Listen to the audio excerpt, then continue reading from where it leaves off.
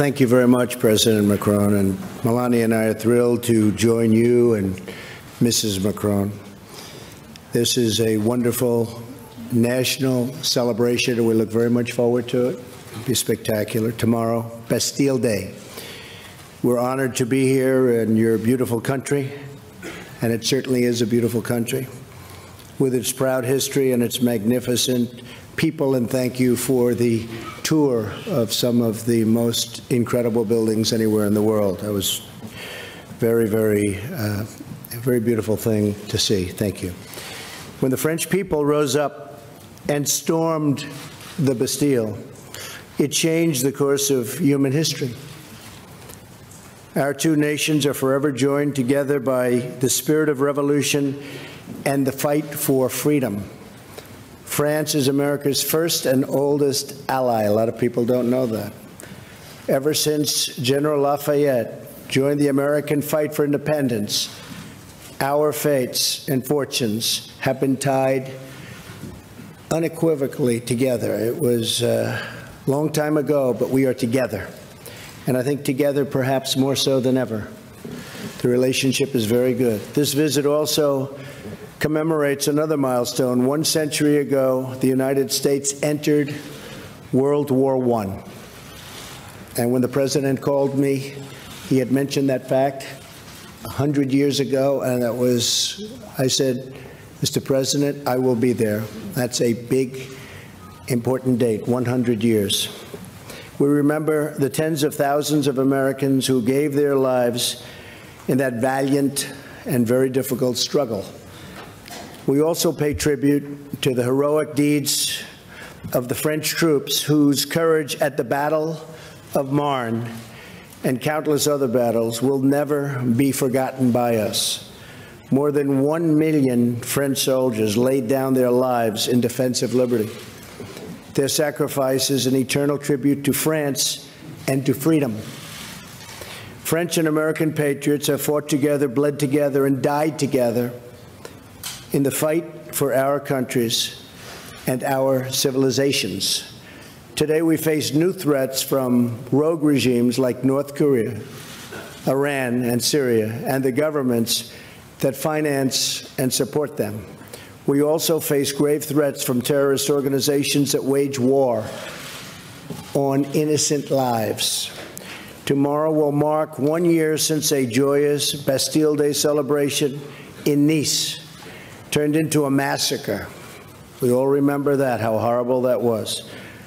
We mourn the 86 lives that were stolen, and we pray for their loved ones. We also renew our resolve to stand united against these enemies of humanity and to strip them of their territory, their funding, their networks, and ideological support. Today, President Macron and myself discussed how we can strengthen our vital security partnerships. We just had a meeting with our generals and our representatives, and it went very well. France has excellent counterterrorism capabilities. The French troops are serving bravely in places like Mali to defeat these forces of murder and destruction. The United States and our allies strengthen our commitments to defeat terrorism. We're also making tremendous progress. Earlier this week, with the strong support of the United States and the global coalition, Iraq forces liberated the city of Mosul from ISIS control. Now we must work with the government of Iraq and our partners and allies in the region to consolidate the gains and ensure that the victory stays a victory, unlike the last time. Last week, the G20 leaders also reaffirmed the right to sovereign nations to control their borders. We must be strong from within to defend ourselves from threats from the outside. The nations of the West also face domestic challenges of our own creation, including vast government bureaucracy that saps the strength from our economies and from our societies.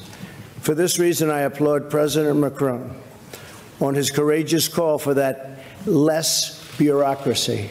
It's a good chant, less bureaucracy. We can use it too. And a Europe that protects its citizens. We did not become great through regulation. And in the United States, Mr. President, we also have cut regulations at a level that we've never seen before. So we're very proud of that over the last 6 months. But by allowing our people to follow their dreams, that's what it's all about.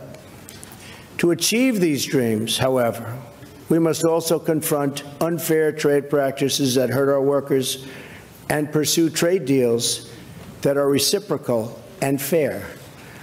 Both President Macron and I understand our responsibility to prioritize the interests of our countries and, at the same time, to be respectful of the world in which we live.